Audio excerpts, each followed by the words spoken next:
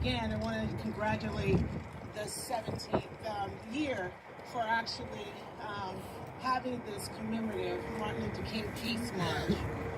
So I've known since a young child about service and the importance of service, just taking care of an elderly loved one who was blind and the sacrifice of the family to be in that position.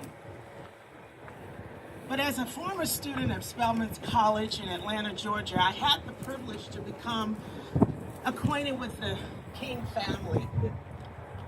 Being a classmate of this youngest daughter, Dr. Bernice King, and also being a student of his sister, Dr. Christine Ferris King. And then getting the opportunity to be in chapel every Tuesday and Thursday with Miss Coretta Scott King.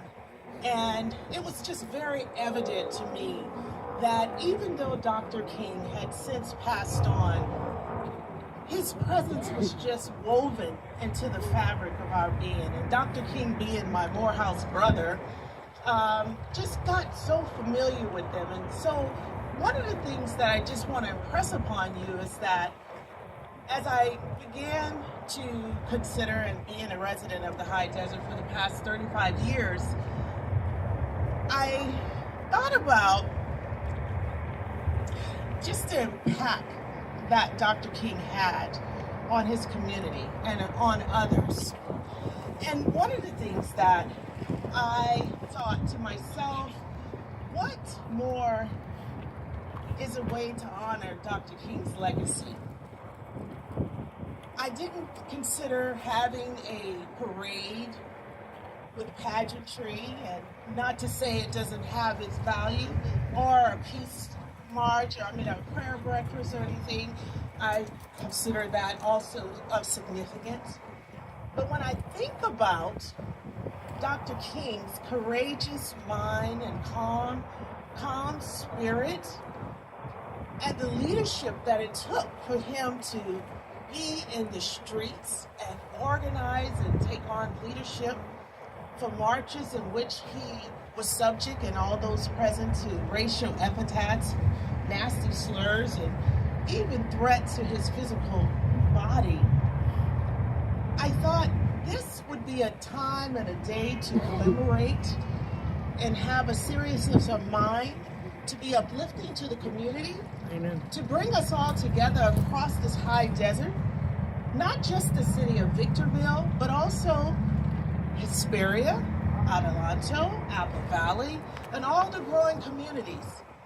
And when I think about it, although it has been the 17th year that the High Desert Alumni Chapter has sponsored this event, I want you to know that the very first march actually started in 2002. As I led as a second vice president of the San Bernardino Riverside Area Alumni Chapter. This is my 30th year as a member of Delta Sigma Theta Sorority Incorporated. And just to know that the vision was to come together, to be in service, and recognizing that service is sacrifice, and understanding that Dr. King was all about service.